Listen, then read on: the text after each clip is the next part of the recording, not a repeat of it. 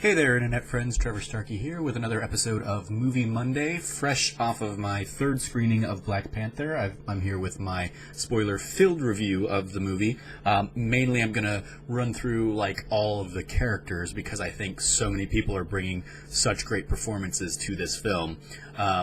If you want my spoiler-free version, you can find that in the comments below over at Trevor Trove from last Thursday. So without further ado, spoilers ahead for Black Panther. So running through characters first, kind of just character by character, what I loved, if there was anything I didn't love, that's kind of what I'm going to run through. So in no particular order, I'm starting off with Sterling K. Brown as Njobu, who was just phenomenal in his opening Oakland scene, and also I'm fairly certain that's him doing the narration at the beginning of the movie with the sand visuals kind of telling the history of Wakanda. But he's in there. I love everything that he kind of brings to the character of the nobility that's there behind him as a prince of Wakanda, but him having served in his war dog role in America for so long and seeing, especially in Oakland in the early 90s, late 80s, the tragedies that the African American community kind of suffered through during that era. I appreciate that you kind of feel that in his performance, especially when we revisit him later and kind of learn what really happened to him, and how he kind of had become militarized and militant and wanted to kind of save those people using Wakanda's resources. And then, of course, you see that kind of echoed in his son, Killmonger, throughout. But also, huge shout out to kind of the limited little bit that you get between Eric and him when Eric visits the ancestral plane, and you see how much he misses Wakanda and how much he wanted his son to have a better life, and how he wishes that he had taken him to Wakanda instead of living out his days in Oakland there. So incredible performance to him, making the most of relatively limited screen time. Also, next up, Andy Serkis as Claw comes back and just kind of chews the scenery all along, and it's delightful. He gets to just go over the top with how villainous the character is, from the opening little bit about letting the one guy go free and then just popping him after he's gone away, and Killmonger says, "Why'd you do that?" And he's like, "Because it makes us look like amateurs if the scene is more spread out." Just great role, so many great little lines when he wants to he's got his little SoundCloud mixtape bit, and he relishes the fight and the thrill of the chase, in particular the chase scene that you have in South Korea. He says, let's have some fun, and he basically just hangs himself out of the car, which you can see in the trailers and stuff, but it's he knows he's winning that battle against that car with his arm cannon thing. So just a ton of fun for him. I'm sad to see him go. I'm sad that I love that they used him as basically Killmonger's key into Wakanda, because he has such history with the world there and the backstory. But I'm sad to see that we're not going to get this character anymore, and just Andy Serkis's just wonderful chaos in that role. Forrest Whitaker does a great job as kind of the elder statesman Zuri in here, who has, we see, especially in his later confrontations with T'Challa, the remorse he has for having left the kid behind and having basically led to Njobu's death, in his role as a spy as well. But he aligned himself with the king and the lie that they were going to commit to, and he commits to it, and I think you see it weigh on him in his final moments, especially there, of course, with him intervening in the trial by combat between Black Panther and Killmonger. You see how devastated it was for him to have left the kid behind, and how he's been living with that. It's another one that he does great work. He always does, but like it resonated with me in that role. Winston Duke as M'Baku.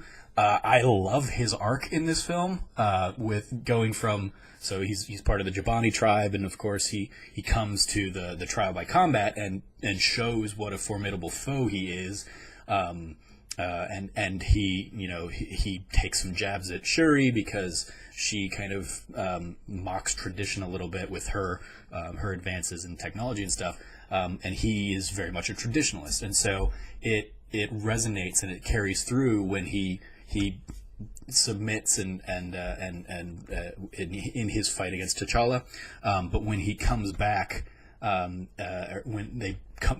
they come back to him later in the story, and he's given the opportunity to basically take the power for himself, but recognizes that he's got T'Challa there, and that it's not his place. He didn't win that trial by combat, so honor dictates and history dictates that like the remaining plant should go to T'Challa. So he brings him in, and then he just also has a ton of fun laugh lines. This film is shockingly light on the Marvel brand of comedy. It's there, but it's more few and far between than I think we're used to in a Marvel film, as it does put its kind of socio-political message a little bit more toward the forefront. But M'Baku in particular has so many great kind of laugh lines there, at Jabani talking about him being a vegetarian and like yawning and saying, "Are you done?" and all that stuff. He's great, and then of course he comes in and saves the day in the final battle at the end a little bit there. So I very much look forward to seeing him more, hopefully in if not other Black Panther movies, more just in the universe. If a lot of this movie makes me a little concerned about Infinity War, because I don't want to see, since we've seen that big battles take place in Wakanda, I don't want to see some of these characters sacrificed right out the gate in the Infinity War against Thanos, and he definitely strikes me as somebody who could be, but hopefully he sticks around and we get to see more of M'Baku in the future. Up next, Daniel Kaluuya as W'Kabi. I love that he is so driven by revenge against Claw, because his parents were killed by him. That I like it. He doesn't have too much to do in here, but that definitely resonates, and you see it, and you see how much it kind of his weight on him for the 30 years that he's been kind of dealing with that it killed his parents, and he just has such a rage that I can very much see when the person who brings the end of that vengeance to you, to your doorstep, he will absolutely kind of go along with it, and he sees that the world is changing and has no problem buying into Killmonger's vision, because he recognizes that other people have suffered in the same way that he did. His parents were killed at the hands of an oppressor or an outsider, and he can easily see that that has happened the world over to black people. So great job to him. I'd love to see kind of where they take his arc in the future, and see if there are repercussions for him siding with the outsider over siding with Black Panther, if he gets brought back into the fold, how it affects his relationship with Okoye. I'm curious to see kind of where all of that goes if we get to see it in the films. Martin Freeman coming in as Everett Ross. I appreciate that he kind of serves as a little bit of the audience vehicle into Wakanda, but so much of the Wakandan story kind of tells itself throughout, so we don't even necessarily need him to be specifically focused around like this is what people who don't know anything about this world would experience kind of coming into it, but we do get like that is kind of his role. I also appreciate it gives him, I appreciate that he has something to do in the final act, and it is, a crucial part of the plan is using his skills as a pilot to stop the weapons that are trying to leave the country on Killmonger's orders. And I thought they did a good job of kind of utilizing him in that role. You have Danai Gurira as Okoye, who she steals the show in pretty much everything she's in, and isn't just confined to being like badass warrior woman. She has great humor in her little bits talking about how T'Challa froze, both to T'Challa himself and to Shuri when they come back. So great levity there. Great levity in the beginning of the South Korea bit. Great action and fight scenes in South Korea, as well as kind of later on in the final battles. And she has so much to do in it, like she's so torn apart when Killmonger wins the battle for champion, that her heart is with Nakia and the royal family, but her duty is to support whoever's on the throne and lead the army of Wakanda. So I appreciate what kind of gravitas she brings to that scene, especially with Nakia, in how torn apart she is by that, as well as she also has the kind of having to fight her love, Wakabi, and we admittedly don't see too much of the two of them together, but like just her "my king, my love" line enough, like and every look she has at him when Wakabi is kind of going against tradition and history of Wakanda, like speaks volumes. And so I thought she just nailed it, did great. Letitia Wright as Shuri, of course, hilarious. She probably gets the most humor in the film, and certainly in tonight's screening in particular, like all of her stuff went over like gangbusters. Everybody was going crazy at her like. More importantly, "what are those" line and the sneakers bit, and just all around she has so much fun.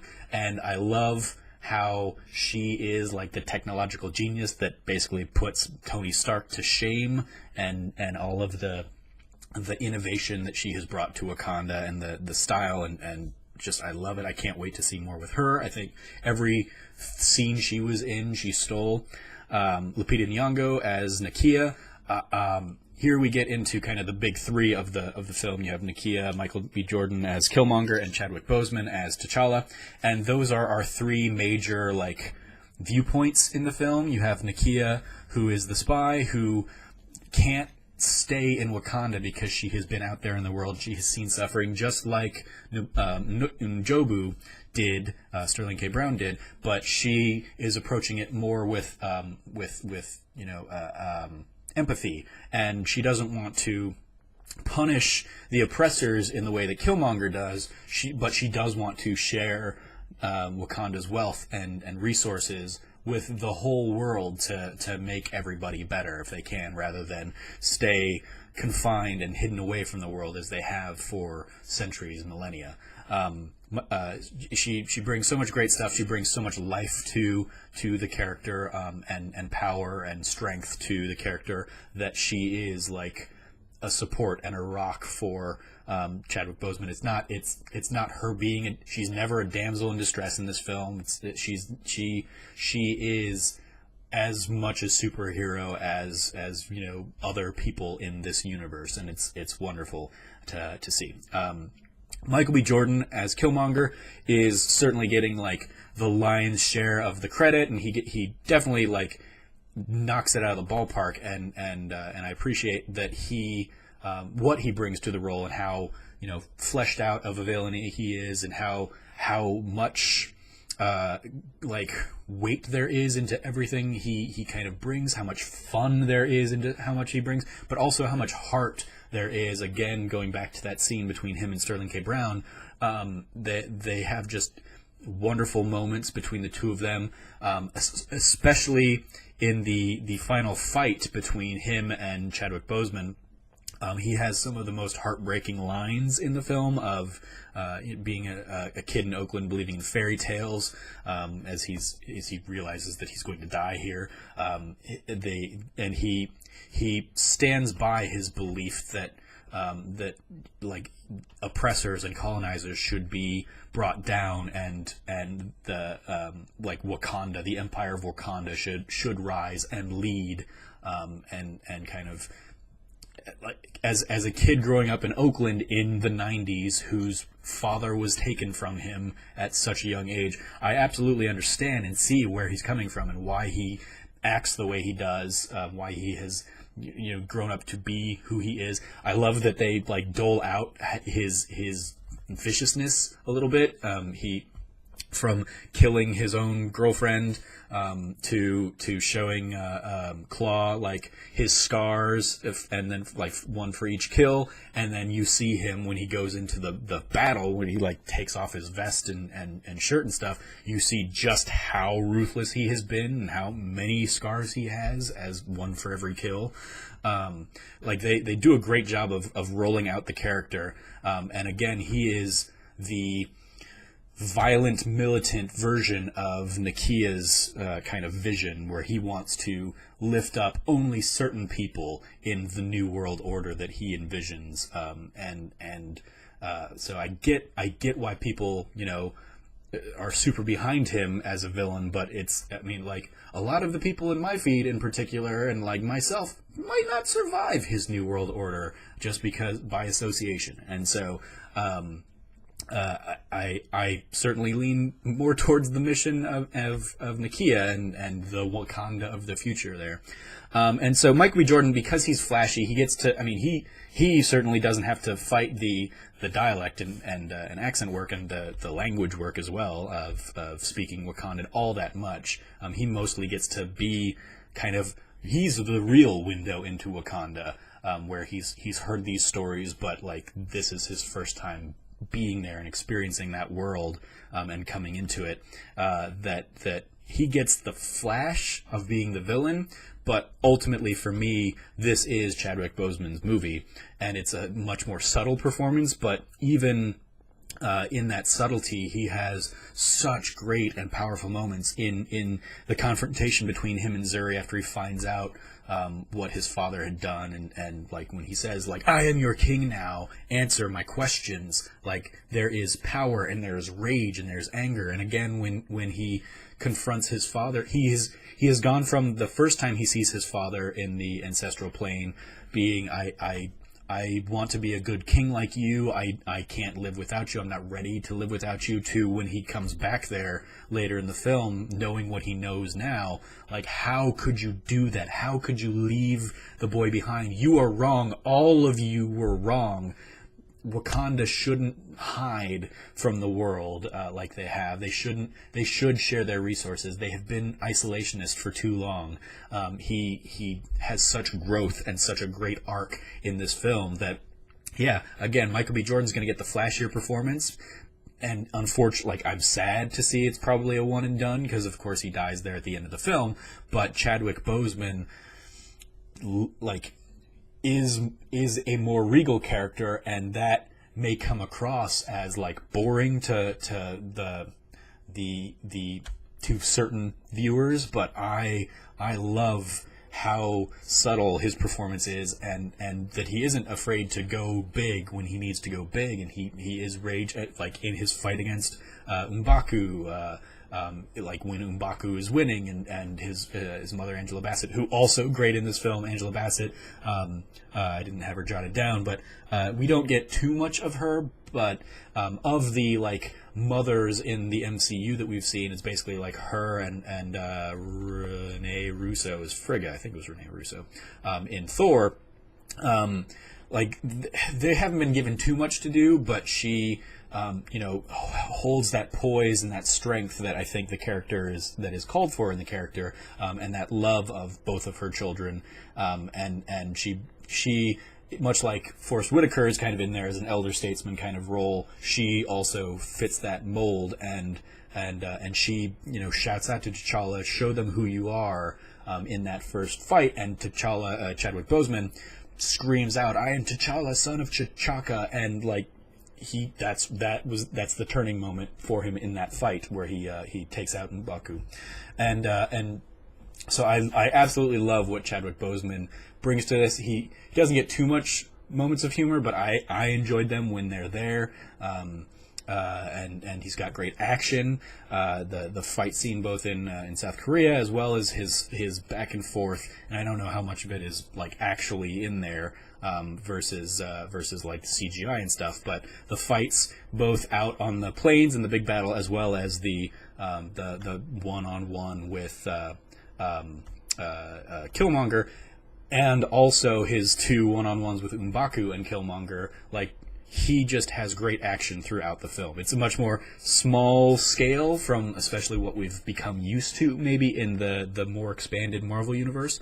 But in this very personal world, where the stakes are personal and cultural and historical, I thought he actually he just knocks it out of the park. And I'm sad to see that the balance so much is focused on Michael B. Jordan when Chadwick Boseman is the rock and is the center and the heart of the film. But I get it. I get why people are absolutely in love with Michael B. Jordan's performance. It doesn't take away from either of their performances. They're both great. But I think for me, the smaller, subtler stuff is what lives with me and what sticks with me. I touched on action already, so that's it for characters, and I'm already running it like 20 plus minutes, but action in the film, I really enjoy it. Again, it's not the big spectacle that we've started getting in everything since Avengers. This is a much more small, self-contained story, and I think it all like works really well for me. The car chase scenes in South Korea are a ton of fun. I don't think anything we've really seen in the Marvel Cinematic Universe before, so I love that. I loved the ritual combat kind of scenes again, and the battle at the end. Again, yeah, it's a bunch of people on a field, but it is the stakes behind that and the culture and the history behind that we're seeing. I mean, you're bringing in like the fifth tribe that has been apart from everybody for Wakanda's entire history, like that they come in and engage and try and support the king. There are stakes there, and it's more than a whole bunch of faceless Chitauri coming in maybe or something like that. There is history between these tribes, and I think I think that's something that I haven't seen really get highlighted when people talk about it. When people do say like, oh, it's just a whole bunch of people fighting in a field, like, yeah, but it's a bunch of people fighting in a field with history behind it, that I think is getting lost. In terms of design, the design in this film stands out above and beyond anything else I think I've seen in the Marvel Cinematic Universe. Specifically, costume and like set design. Costume design, it blows my mind. There are so, like, again, going back to that first kind of champion battle where you have all the different tribes on their rocks, kind of even going into that where all the tribes are kind of sailing to that point on their boat. Just like there's such a reverence for the history, African culture and design, all fueled into Wakanda and making Wakanda a world apart from everything else we've seen, as it should be. This is a world that wasn't invaded by colonial empires, wasn't invaded by the British or the French or Spanish or anything like that. They have been alone, and they've been able to kind of flourish amongst themselves, and so we get to see this wonderful blending of that kind of cultural color and vibrancy, as well as like the future tech. I love some of those early scenes of like the people with like the things in their mouths, the discs in their mouths, like also having like holograms on their wrists and stuff. It's crazy, and I love it, and it was beautiful. Set design, both the Wakanda throne room stands out to me, but also the M'Baku's throne room, with the bamboo or the wood, whatever stuff hanging, like that is just visual. It's stunning.